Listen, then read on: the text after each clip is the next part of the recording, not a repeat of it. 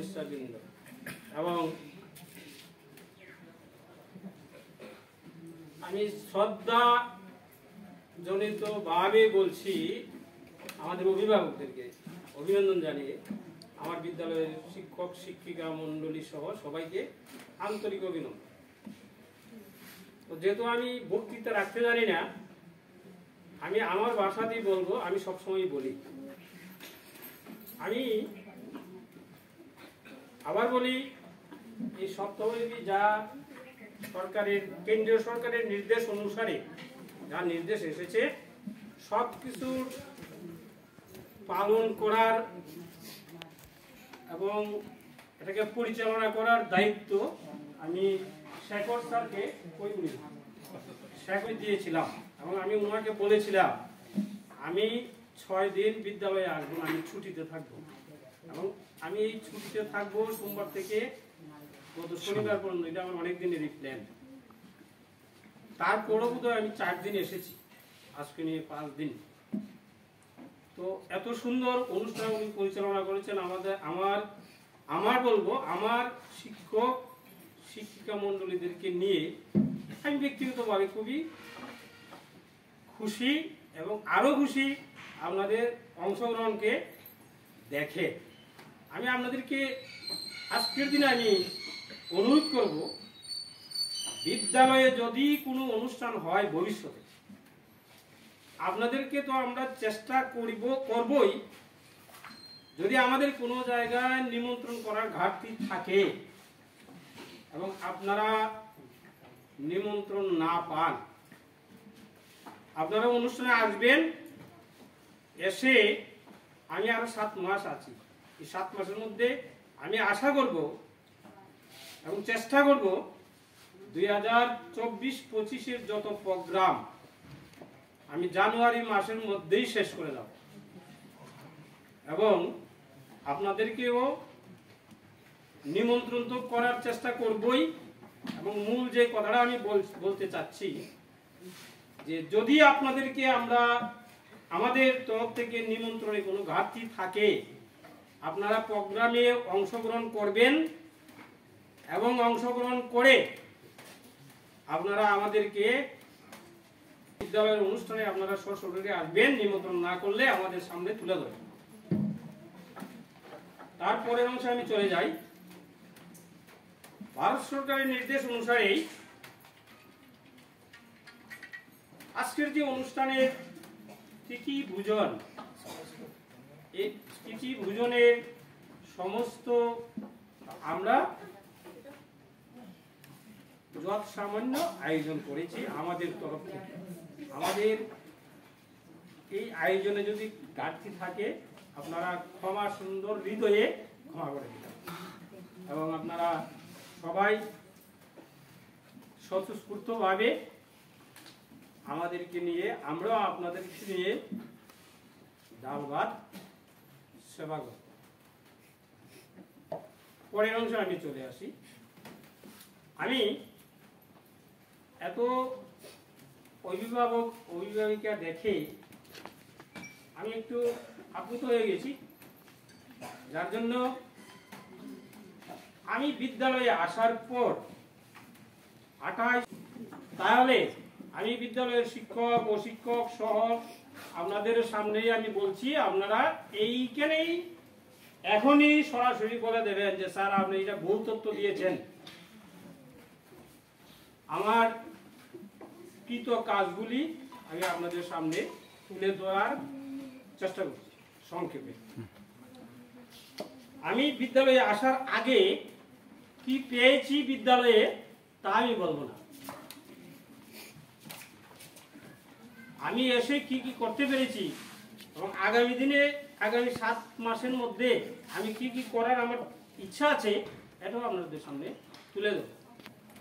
আরেকটা জিনিস বলে, এখন এই ভদ্রলোক অনেক গার্জেনের সই নিয়েছেন, এখানে আছে, এটা আমার নির্দেশ অনুসারে হয়েছে। হয় 90% কাজ সেরেছি।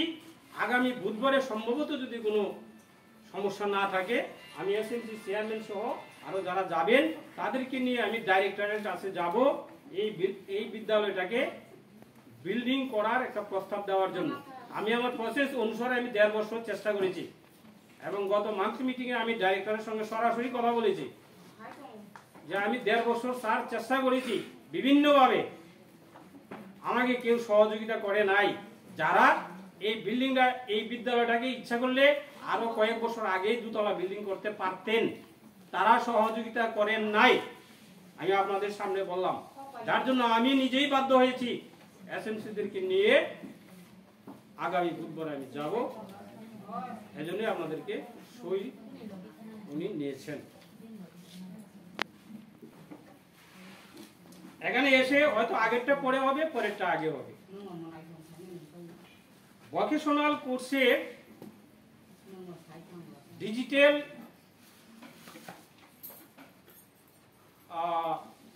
কি বলে এটারে, পর্দা সহ একটা স্মার্ট ক্লাসের সুযোগ আরো বিস্তারিতভাবে করার জন্য ব্যবস্থা করা হয়েছে।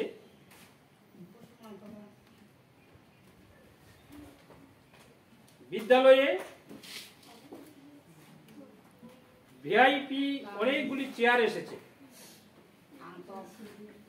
প্রায় 1.5 লক্ষ টাকা বাজেটের ছিল, তার মধ্যে এক্সেস টাকা দিয়ে এগুলি আনা হয়েছে, যেটা আসার কথা নয়। কার্বন ডাইঅক্সাইডের সিলিন্ডার যেটা বিদ্যালয়ে থাকার কথা 12 স্কুলে, এটা ছিল না। এই স্যার এনেছেন, এই স্যারকে দিয়ে আমি এনেছি, দেখবেন আপনারা। ইকো গার্ডেন ছিল না, ইকো ক্লাব ছিল। ইকো গার্ডেন যতটুকু করা যায় করা হয়েছে এবং ইকো গার্ডেনের তরফ থেকে আমরা চেষ্টা করব বিদ্যালয়ের একটা হাইড্রেন বাউন্ডারি দিতে। টিঙ্কারেল গার্ডেন ওই যে আপনারা দেখবেন, ওই মানে আপনারা পেছনে আছে, এগুলি ছিল না। ব্রেঞ্চ, আয়রন ব্রেঞ্চ এসেছে প্রায় 25টা না কতটা, আপনারা কোনে দেখতে। কাঠের ব্রেঞ্চ আমি সতীশদাকে নিয়ে 7টা ব্রেঞ্চ আমি নিজেই সতীশদার সহ বানিয়েছিলাম, আবার এগুলি ভেঙে ফেলেছে। গোদরেজ আলমারি হেডমাস্টার রুমে কিছু ছিল না।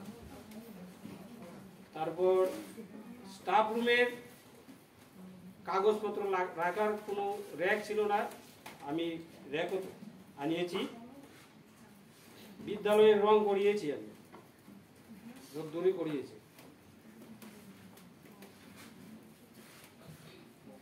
মিড ডে মিলের ঘর রং করিয়েছি, আপনারা দেখবেন।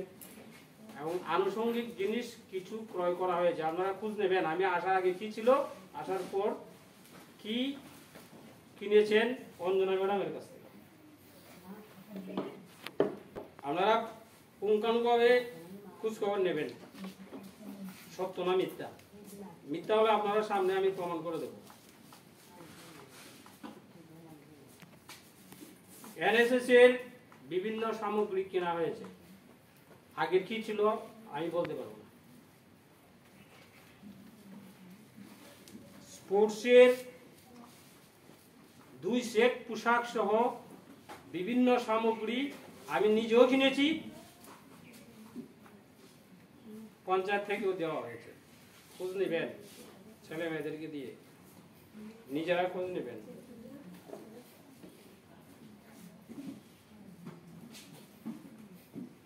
অ্যানুয়াল স্পোর্টসের সময় আমি 2 বার ঘুরিয়েছি। আমি আমার বিদ্যালয়ে একটা বাউন্ডারি দিতে হবে অনুষ্ঠানের দিনে, এমন কাপড়ও পাইনি, আমি নিজে কিনে এনেছি। 8 বান্ডিল না 10 বান্ডিল কাপড়, খোঁজ নেবেন, আছে। দরজা জানালার গ্রিল 1,09,000 টাকা, আপনারা গুণা দেখেন, সমস্ত তথ্য শেখর স্যার দিবেন। এবং একটা 1,09,000 টাকা বা 11,000 টাকা, এবং এটা সরকারি হিসাব নিকাশ দেওয়া শেষ। তারপর পদ্ধতি অনুসারে, মানে কি, আমার এখতিয়ার এসএমসি রে জানানো, এসএমসির দায়িত্ব এমএলএ এর কাছে যাওয়া, জনপ্রতিনিধির কাছে। আমি আপনাদের সামনে বলি, আমার রুমে গেলেও আপনাদেরকে বলি যে আমার ভাই চুরি করলো, চোর, মন্ত্রী এমএলএ বাই চুরি করলো সুর, এই কথা বলার সাহস আমার আছে। আমি উনাকে 1.5 বছর চেষ্টা করিয়েছি যে বিদ্যালয়ের কাজ করানো, হয় নাই। আমি চেষ্টা করব কয়েক বান টিন কিনে আমি যাওয়ার আগে এই বাংলা টিনগুলি পাল্টিয়ে দিতে।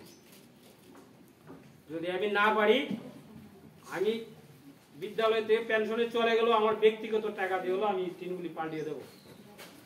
আর আপনাদের সহযোগিতা থাকলে, আমার কাছে এই বছরের বাজেটে যে টাকা এসেছে শুনেছি, আমার ইনচার্জ বলেছে আমি এসএনসির অনুমোদন নিয়েই লাগাবো, আর আবার এসএনসির অনুমোদন দিতেই হবে।